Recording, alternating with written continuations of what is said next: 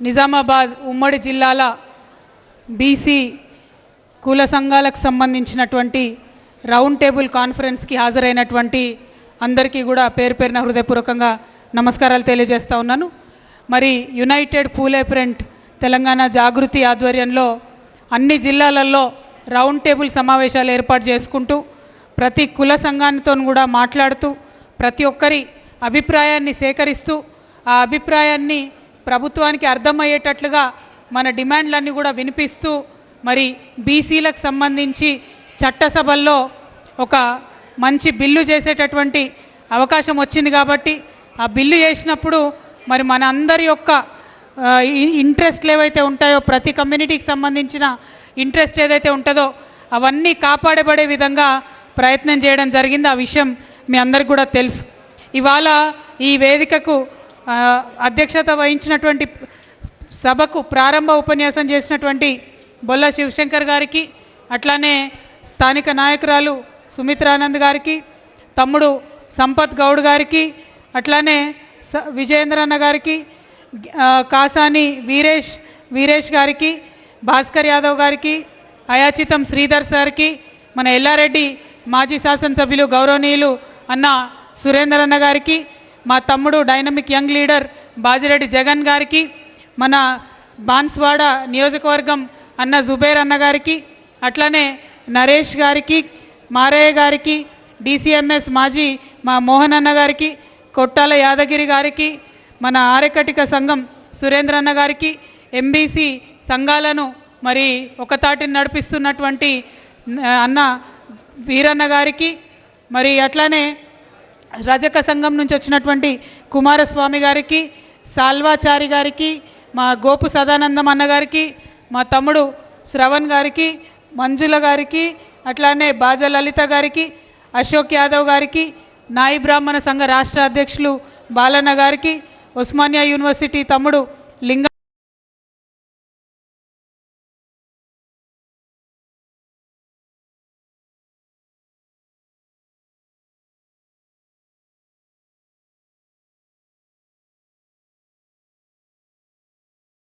నమస్కారాలు.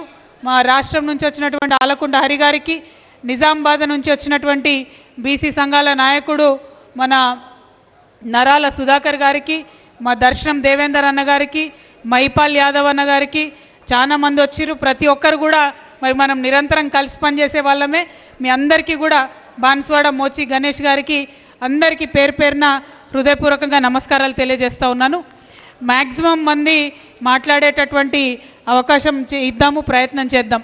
అయితే ఇవాళ ఇక్కడ విషయం ఏంటిది అంటే, తెలంగాణ రాష్ట్రం సాధించుకునే ముందే మనం అనుకున్నాం మన రాష్ట్రం వస్తే సబ్బండ వర్ణాలు చల్లగుంటాయి, అందరికీ కూడా వృత్తి పనులు చేసుకునే వాళ్ళకైనా ఇంకే పనులు చేసుకునే వాళ్ళకైనా ప్రతి ఒక్కరికి కూడా అండగా ఉండేటట్టు రాష్ట్రం ఏర్పడిన తర్వాత సౌలత్ అవుతుందని చెప్పి మనం అనుకోవడం జరిగింది. మరి మా గంగపుత్ర నాయకులు ఉన్నారు, వారందరికి కూడా హృదయపూర్వకంగా నమస్కారాలు తెలియజేస్తూ ఉన్నా. అట్లానే మరి అనుకున్నట్టుగానే మరి తెలంగాణ రాష్ట్రం ఏర్పడితే మొదటి 10 సంవత్సరాలలో మొత్తం రాష్ట్రంలో సంక్షేమ బడ్జెటు 2,86,000 కోట్ల రూపాయలు ఉంటే దాంట్లో 70% వరకు కూడా మన బీసీలకే చెందిందంటే అది మామూలు విషయం కాదు. అంటే దాదాపుగా 1,55,000 కోట్ల పైచిలకు కూడా బీసీ సోదరి మనులందరికీ కూడా అన్ని రూపాలలో తెలంగాణ రాష్ట్రం ఏర్పడ్డ 10 సంవత్సరాల్లో మనం ఇచ్చుకోవడం జరిగింది. అట్లానే ఆనాడు ఎగతాళి చేసిండ్రు మనం కుల వృత్తుల్ని బలోపేతం చేస్తుంటే, కానీ పోయిన సంవత్సర కాలంగా చూస్తున్నాం కుల వృత్తుల పరిస్థితి ఎట్లయిందన్నటువంటి విషయం ఇవాళ అర్థమవుతున్నటువంటి పరిస్థితి ఉన్నది. మరి అట్లానే నాయకత్వం, బీసీ నాయకత్వం బలపడాలంటే తెలంగాణ రాష్ట్రం ఏర్పడ్డ తర్వాత 5 మంది రాజ్యసభ సభ్యులను బీసీలను మనం ఢిల్లీకి పంపించుకోవడం జరిగింది. 8 మంది ఎమ్మెల్సీలను ఇచ్చుకోవడం జరిగింది. కార్పొరేషన్ చైర్మన్లు 58 మంది కార్పొరేషన్ చైర్మన్లను బీసీ నాయకులకు ఇచ్చుకున్నాం. ఉమ్మడి ఆంధ్రప్రదేశ్లో ఎన్నడూ కూడా అటువంటి పరిస్థితి లేకుండే. తెలంగాణ ప్రత్యేక రాష్ట్రం ఏర్పడ్డ తర్వాత ఒక పక్క రాజకీయంగా ప్రాధాన్యత, ఇంకొక పక్క కుల వృత్తులను బలోపేతం చేయడం, ఇంకొక పక్క సంక్షేమంలో వ్యవసాయంలో అన్నిట్లో బీసీలకు పెద్దపీట వేసి వారి చేతుకు డబ్బు అందేటట్టుగా మనం ప్రయత్నం చేయడం జరిగింది. ఇవన్నీ ఒక ఎత్తు అయితే మన దేశంలోనే ఉస్మానియా యూనివర్సిటీ అంటే పెట్టింది పేరు, ఉద్యమాలకు పేరు. అంబేద్కర్ గారికి కూడా ఇక్కడ మనం డాక్టరేట్ ఇచ్చినాం. అటువంటి ఉస్మానియా యూనివర్సిటీకి తెలంగాణ రాష్ట్రం వచ్చేంత వరకు కూడా ఎప్పుడు కూడా ఒక బీసీ బిడ్డకు వైస్ ఛాన్సలర్ అవకాశం ఇవ్వలే. కానీ తెలంగాణ రాష్ట్రం వచ్చిన తర్వాత పెద్దలు కేసీఆర్ గారి ఆధ్వర్యంలో రవీందర్ యాదవ్ గారికి మొట్టమొదటి ఉస్మానియా వైస్ ఛాన్సలర్ ఒక బీసీ బిడ్డను చేసుకున్నాం. అట్లనే మరి అడ్వకేట్ జనరల్గా ఎవరు ముఖ్యమంత్రి అయినా కూడా అడ్వకేట్ జనరల్ అంటే వాళ్ళ కులమోలనో ఇంటి మనిషినో పెట్టుకుంటారు తప్పితే వేరే వాళ్ళకి ఇవ్వరు. కానీ కేసీఆర్ గారు తెలంగాణ రాష్ట్రం వచ్చిన తర్వాత బీసీలు అంటే మా ఇంటి బిడ్డలే అని చెప్పి భావించి మరి ప్రసాద్ గారిని అడ్వకేట్ జనరల్గా ఆనాడు ఒక బీసీ బిడ్డను మొదటిసారి తెలుగు రాష్ట్రాల చరిత్రలో ఇవ్వడం జరిగింది.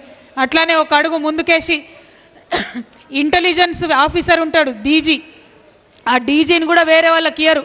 కానీ ఒక దళిత బిడ్డకు డీజీపీ ఇంటెలిజెన్స్గా ఇచ్చినటువంటి నాయకుడు కేసీఆర్ గారు. అంటే తెలంగాణ రాష్ట్రం ఏర్పాటైనాక సబ్బండ వర్ణాలను కలుపుకొని ముందుకు తీసుకుపోవడం అంటే అన్నిట్లో కూడా ప్రాధాన్యత ఇచ్చుకుంటూ మనం ముందుకు పోవడం జరిగింది. ఆ ఒరవడి కొనసాగాలని చెప్పి మనం కొట్లాడుతున్నాం.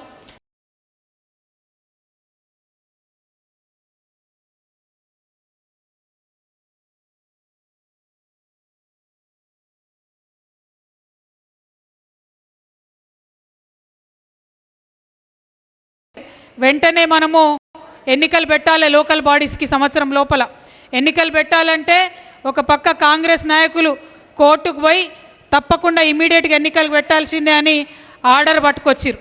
అంతకుముందు ఉమ్మడి ఆంధ్రప్రదేశ్లో ఏం చేసిండ్రు, మేము ఇట్లనే కంటిన్యూ చేస్తాం, 50% లోపలనే ఉండాలి అంటే బీసీలకు 27% రిజర్వేషన్ లోకల్ బాడీస్లో అని ఉమ్మడి ఆంధ్రప్రదేశ్లో ఒక ఆర్డర్ ఉన్నది. దాంట్లో ఏం చేయలేని పరిస్థితి ఉండే. ఆనాడు కేసీఆర్ గారు ముంగట 2 ఆప్షన్స్ ఉండే. అయితే బీసీలకు రిజర్వేషన్ ఇవ్వకుండా లోకల్ బాడీస్ కోవాలి, లేకపోతే 27% రిజర్వేషన్ ఇవ్వాలి. దాంతో 34% బీసీలకు రిజర్వేషన్ ఇవ్వాలని నిర్ణయం తీసుకొని ఆనాడు కేసీఆర్ గారు ముందుకు పోవడం జరిగింది.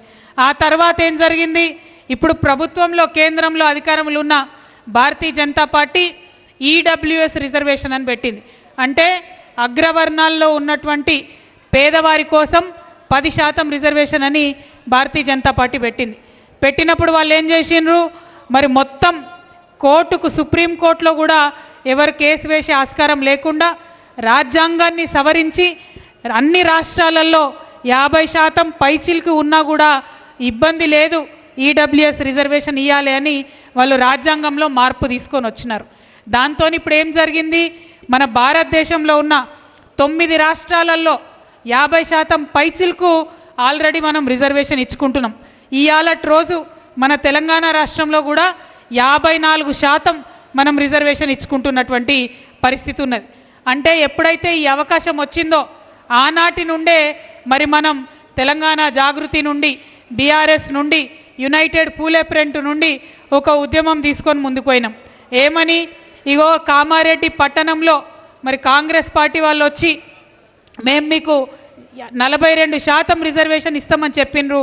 ఇప్పుడు ఈడబ్ల్యూఎస్ రిజర్వేషన్ పేరుతోని కేంద్రం 50% కోటాను బద్దలు కొట్టింది. కాబట్టి మీరు చెప్పినట్టుగా కామారెడ్డి డిక్లరేషన్ అమలు చేయండి అని చెప్పి రాష్ట్ర ప్రభుత్వం మీద ఒత్తిడి తీసుకొని మనం గత సంవత్సరంన్నర కాలంగా కూడా ఉద్యమ బాటలో ముందున్నాం. ఆ విషయం మీ అందరికీ తెలుసు. నాకు తెలిసి ఇది 28వ 29వ సభ మనం బీసీల కోసం పెట్టేటటువంటిది. 1 కాదు 2 కాదు, అన్ని జిల్లాలు చుట్టినాం, అన్ని యూనివర్సిటీలలో సభలు పెట్టుకుంటున్నాం. అందరినీ కూడా మేల్కొల్పుతూ అన్ని ప్రాంతాల్లో ఉన్నటువంటి కుల సంఘ నాయకులందరికీ కూడా మరి ఎందుకు ఇవాళ అడుగుతున్నామనే విషయాన్ని వివరించుకుంటూ ముందుకు వస్తున్నాం. ఆనాడు కోర్టు ఉండే, అడ్డం ఉండే, 50% క్యాప్ ఉండే. ఇప్పుడు ఇవాళటి రోజు కూడా 54% మన రాష్ట్రంలో అమలవుతుంది. కాబట్టి బీసీలకు ఖచ్చితంగా రిజర్వేషన్ అమలు చేసే అవకాశం ఈ రాష్ట్ర ప్రభుత్వానికి ఉంది. మరి మనం ఒత్తిడి చేయడంతో ఏమైంది, అంతకుముందు లెక్క పెట్టాలి, కులగణన చేయాలంటే కూడా చేయని పరిస్థితి ఉండే. అందుకని మనం కోర్టుకు పోయినాం. కోర్టు నుంచి ఒక ఆర్డర్ వచ్చింది, ఖచ్చితంగా మీరు ఒక డెడికేటెడ్ కమిషన్ వేయండి, ఆ కమిషన్ ద్వారా లెక్క పెట్టండి, లెక్క పెట్టి మీరు బిల్లు పెట్టండి అని వచ్చింది. వస్తే ఈ ప్రభుత్వం లెక్క పెట్టింది. మరి లెక్కలు చక్కగా చేసిరా? మనందరం కూడా అనుమానపడ్డాం. ఎవరింటికి రాలేదు, ఎవరిని సరిగ్గా అడగలేదు, ఏం లెక్కలు చేసిరని. మనం అనుకున్నట్టే బీసీల జనాభా తగ్గించారు, ఓసీల జనాభా ఎక్కువ చేసి చూపించారు. మనం ఏమంటున్నాం, కేసీఆర్ గారు ఉన్నప్పుడు సకల కుటుంబ సర్వే చేసి, సమగ్ర కుటుంబ సర్వే చేసి అది బాజాప్తా మనం ఓపెన్గా వెబ్సైట్లో పెట్టినాం. ఏమంటారు కాంగ్రెస్ పార్టీ నాయకులు, మీరు వెబ్సైట్లో పెట్టినరు, అసెంబ్లీలో పెట్టలే అన్నారు. వెబ్సైట్లో పెట్టినా అసెంబ్లీలో పెట్టినా మరి అది ప్రభుత్వం నుంచి పెట్టిన ఖర్చు, ప్రభుత్వ ఆఫీసర్లు చేసిన లెక్క, మరి అదేమో తప్పు లెక్క అంటున్నారు. పోనీ సరే, కేసీఆర్ గారు 52% బీసీలు ఉన్నారంటే అది తప్పు లెక్క అంటున్నారు. మరి మీరు చేసిన కరెక్ట్ లెక్క ఏందో ఇప్పుడు చెప్పుండ్రి. మీరు అసెంబ్లీలో పెట్టండి, మీరు గ్రామ గ్రామాన మీరు తీసుకొచ్చినటువంటి లెక్కలు అతికియండి. ఏ ఊరికన్నా పోయి ఇగో ఈ ఊర్లో ఇంతమంది కుర్మోళ్ళు ఉన్నారు, ఇంతమంది బెస్తోళ్ళు ఉన్నారు, ఇంతమంది మరి గొల్లోళ్ళు ఉన్నారు, ఇంతమంది అందరూ ఉన్నారు, రజకులు ఉన్నారు, ఇంతమంది నాయ బ్రాహ్మణులు ఉన్నారు, కులాల వారీగా అంటే ఏంటి మీరు చెప్తారు కదా. దూద్ కా దూద్ పానీ కా పానీ అయిపోతుంది కదా. అది చేయరంట. ఏమంటారు, కేసీఆర్ లెక్క తప్పు అంటారు. సరే కేసీఆర్ లెక్క తప్పు, నువ్వు చెప్పు లెక్క. ఇప్పుడు మీరు అసెంబ్లీలో పెట్టండి. నిన్న మొన్న అసెంబ్లీలో కూడా ఎన్నిసార్లు అడిగినా మరి డెడికేటెడ్ కమిషన్ రిపోర్ట్ అసెంబ్లీలో పెడతలేరు, కులగణన చేసిన వివరాలు కూడా అసెంబ్లీలో పెడతలేరు. ఇటువంటి పరిస్థితులలో మరి మనం ఏం చేద్దాము ఆలోచించుకోవడానికి ఇలా రౌండ్ టేబుల్ పెట్టుకున్నాం. ఏదైతే కామారెడ్డిలో డిక్లరేషన్ చేసిండ్రో, సిద్ధిరామయ్య గారు అని పక్క రాష్ట్రం ముఖ్యమంత్రి ఉంటారు, ఆయనను తీసుకొచ్చి ఏదైతే డిక్లరేషన్ చేసిండ్రో మరి ఆ డిక్లరేషన్నే అమలు చేయమని మేము డిమాండ్ చేస్తూ ఉన్నాం. ఇవాళ ఆ డిక్లరేషన్లో చెప్పినట్టు 42% రిజర్వేషన్ ఇవ్వండి, అమలు చేయండి. అట్లానే బీసీలలో కూడా బాగా అత్యంత వెనుకబడినటువంటి కులాలు ఉంటాయి, ఎంబీసీ కులాలు అంటారు. దాదాపు ఒక 36 కులాలు ఉంటాయి. అవి ఇలా చాలా పేర్లు మనం చిన్నప్పుడు విన్నాం, ఈ మధ్య మర్చిపోయినాం. అంటే ఎట్లా అంటే బాలసంతుల వాళ్ళు, బైరూప్ల వాళ్ళు, బుడబుక్కల వాళ్ళు, దాసరి వాళ్ళు, దొమ్మరి వాళ్ళు, గంగిరెద్దుల వాళ్ళు, జంగం వాళ్ళు, జోగి కులాల వాళ్ళు, మొండివారు, వంశరాజ్ కులాల వాళ్ళు, పాముల కులాల వాళ్ళు, పార్దీలు, కుంభాలు, ఇట్లా పెద్దమ్మరవాన్లు, వీరముష్టి వాళ్ళు, అట్లానే గూడల కులం వాళ్ళు,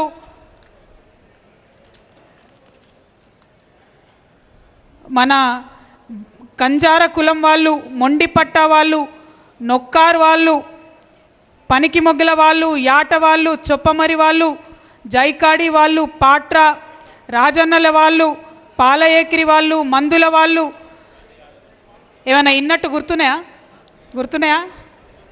జోసి నందిన వాళ్ళు, కూనపులి వాళ్ళు, శిక్షగారు వాళ్ళు, బుక్కయ్య వాళ్ళు, గోత్రాల వాళ్ళు, కషికపాడి వాళ్ళు, సిద్ధుల వాళ్ళు, అట్లానే కేసీఆర్ గారు ఈ లిస్టులోకి చేర్చి మోస్ట్ బ్యాక్వర్డ్ కమ్యూనిటీస్ లిస్ట్ అని చేసిర్రు. ఈ మోస్ట్ బ్యాక్వర్డ్ కమ్యూనిటీస్కి ఇదే కామారెడ్డిలో మరొక సపరేట్ మంత్రిని పెడతామని చెప్పి ఈ కాంగ్రెస్ నాయకులు చెప్పినారు. మరి ఆ మంత్రికి సంబంధించి ఇంతవరకు కూడా వాళ్ళు మాట్లాడతలేనటువంటి పరిస్థితి ఉంది. మరి ఇటువంటి చిన్న చిన్న కులాల వాళ్ళకు కూడా మనం వాయిస్ ఇవ్వాలి. ఇగో ఇదే కామారెడ్డిలా పాముల వాళ్ళని ఉంటారు, వాళ్ళను మనం తీసుకుపోయి ఖమ్మంలో, హైదరాబాదులో పెద్ద పెద్ద మహాసభలు అయితే అక్కడ మాట్లాడించినాం. ఎందుకోసం చెప్తున్నామంటే మనం తెలంగాణ ఉద్యమం చేసిందే బడుగు బలహీన బహుజనులందరూ కూడా బాగుండాలని చేసినాం. ఇవాళ ఆనాడు తెలంగాణ సాధించుకున్నాం, మంచిగా ముందుకు పోయినాం అభివృద్ధిలో. ఇవాళ సామాజిక తెలంగాణను కూడా చాలా బలిష్టంగా గట్టిగా చేసుకోవాల్సినటువంటి అవసరం ఉంది. కాబట్టి ఈ రాజకీయంగా, విద్యాపరంగా, ఉద్యోగపరంగా రిజర్వేషన్లు రావాలని చెప్పి మనం డిమాండ్ చేస్తూ ఉన్నాం. మొదలు వాళ్ళు కామారెడ్డి డిక్లరేషన్లో ఓన్లీ రాజకీయంగా రిజర్వేషన్లు ఇస్తామని చెప్పారు 42%. కానీ ఎప్పుడైతే మనందరం ఉద్యమం చేసుకుంటూ ముందుకు పోయినామో మనం 3 బిల్లులు పెట్టాలని అడిగినాం. రాజకీయాల్లో ఇవ్వండి, విద్యలో ఇవ్వండి, ఉద్యోగాలలో ఇవ్వండి అని అడిగినాం. మనం పెట్టిన ఒత్తిడికి తలొగ్గి 2 బిల్లులు అసెంబ్లీలో పెట్టిండ్రు. ఒకటి రాజకీయంగా, ఇంకోటి విద్యా ఉద్యోగాలకు కలిపి పెట్టిర్రు. దానివల్ల లాభం ఏమవుతుందంటే ఇక్కడికి వచ్చిన మీరందరూ కూడా నాయకులే, మీరందరు చెప్తే వేల మంది మీ కులాలలో వినేవాళ్ళు ఉంటారు. కాబట్టి మీరు ఖచ్చితంగా వాళ్ళకి చెప్పాలి. ఇట్లా విడివిడిగా బిల్లులు పెట్టడంతో ఎవరన్నా కోర్టుకు పోతే విద్యా ఉద్యోగాలల్లో ఇబ్బంది లేకుండా ముందుకెళ్ళే అవకాశం ఉంటుంది. రాజకీయంగా ముందుకెళ్లే అవకాశం ఉంటుంది. అందుకని డిమాండ్ చేసినాం. మన ఒత్తిడికి తల ఒగ్గి ప్రభుత్వం ఆ బిల్లులను పెట్టడం జరిగింది. ఇవాళ ఈ కామారెడ్డి మహాసభలో మేము రౌండ్ టేబుల్ కాన్ఫరెన్స్లో మేము డిమాండ్ చేసేది ఒకటి మీరు చేసినటువంటి జనాభా లెక్కలను గ్రామ పంచాయతీల వారీగా అతికించండి. 2 మీరు చేసినామని చెప్తున్నటువంటి జనాభా లెక్కలను అసెంబ్లీలో పెట్టండి. 3 డెడికేటెడ్ కమిషన్ ఏదైతే రిపోర్ట్ ఇచ్చిండ్రో దాన్ని మీరు ఏర్పాటు మాకు పబ్లిక్లో పెట్టండి, దాన్ని బయటికి ఇవ్వండి, ఆ రిపోర్ట్ ఏం చెప్పిందో చెప్పండి. 4 మీరు బిల్లు పెట్టిండ్రు 42%, మేమందరం కూడా మద్దతు ఇచ్చినాం, అందుకే ఇవాళ బిల్లు పాస్ అయింది. మరి ఆ పాస్ అయిన బిల్లు గవర్నర్ దగ్గర ఉన్నదా, రాష్ట్రపతి దగ్గరికి పోయిందా, ఏం జరుగుతుంది, ఆ బిల్లు ఎక్కడుంది? బీజేపీ కాంగ్రెస్ పార్టీ ఇద్దరు కలిసి తెలంగాణ బీసీలకు జవాబు ఇవ్వాల్సినటువంటి అవసరం ఉన్నది. ఇక్కడ బీజేపీకి సంబంధించినటువంటి శాసనసభ్యులు ఉన్నారు, గౌరవనీయులు వెంకట్రామరెడ్డి గారు. వారిని నేను కోరుతా ఉన్నా, మీరు దయచేసి ఒత్తిడి తీసుకురండి మీ బీజేపీ పార్టీ మీద. మా కామారెడ్డిలోనే డిక్లరేషన్ అయింది కాబట్టి ఇక్కడ నుంచి బీసీలకు రిజర్వేషన్కి బిల్లు పాస్ అయింది, దాన్ని రాష్ట్రపతి ఒప్పుకోవాలి, గవర్నర్ అనుమతి ఇవ్వాలని చెప్పి ఒత్తిడి తీసుకొని రావాలని కామారెడ్డి ఎమ్మెల్యే గారిని కూడా నేను డిమాండ్ చేస్తూ ఉన్నా. మరి ఈ అంశాలన్నీ కూడా సాధించుకొని మనం ముందుకెళ్ళాలి. కాబట్టి వీటన్నిటి మీద కూడా మీ అభిప్రాయాలు చెప్పవలసిందిగా మిగతా కుల సంఘ నాయకులందరినీ కూడా నేను కోరుతా ఉన్నాను. మరి నేను మీ దగ్గర సెలవు తీసుకుంటా, పేరున మీకు అవకాశం ఇస్తాము. 2-3 నిమిషాలల్లో మీరు చెప్పాలనుకున్న పాయింట్ స్ట్రైట్గా దయచేసి చెప్పవలసిందిగా మీ అందరినీ కూడా కోరుతూ మీ దగ్గర నేను సెలవు తీసుకుంటున్నా. Thank you. జై తెలంగాణ, జై తెలంగాణ.